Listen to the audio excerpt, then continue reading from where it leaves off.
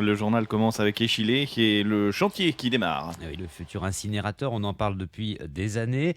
Eh bien, cette fois, c'est sur le point de commencer. Déjà, de premiers travaux ont été réalisés pour l'accueil des ouvriers, la préparation du terrain et le déboisement partiel du site.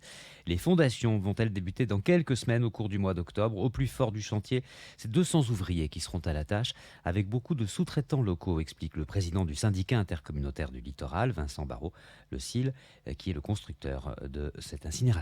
Le groupement constructeur prévoit un peu plus de 200 ouvriers à partir de l'année prochaine, donc avec beaucoup de sous-traitance locale d'ailleurs. Ils ont souligné cet aspect pour permettre des retombées économiques sur le territoire.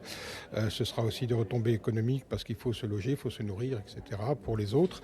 Nous espérons une remise des clés dans 2 ans à peu près. Voilà, il est toujours difficile au début d'un chantier de dire s'il va se terminer dans les délais ou pas, mais on espère effectivement fortement parce que par ailleurs, nous avons de plus en plus besoin de cet équipement.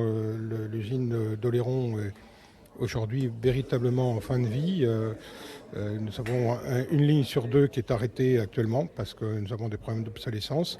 On essaie de réparer, mais à un moment, on ne pourra plus réparer.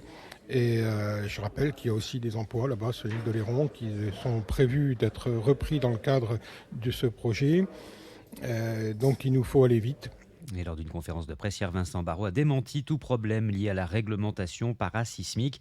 Ils promettent une perturbation limitée du trafic aux abords du site. Les riverains des communes d'Échillé et de Soubise vont recevoir très régulièrement une lettre d'information, la première dans quelques jours. Le coût de l'incinérateur a été réactualisé. Il est aujourd'hui estimé à 87 millions d'euros, financé par des emprunts. Le dernier d'un montant de 32 millions doit être contracté avec une banque allemande la semaine prochaine. Mise en service, donc vous l'avez entendu, de l'incinérateur et de son unité de traitement mécano-biologique prévue à l'été 2017 après une phase d'essai au printemps de cette même année.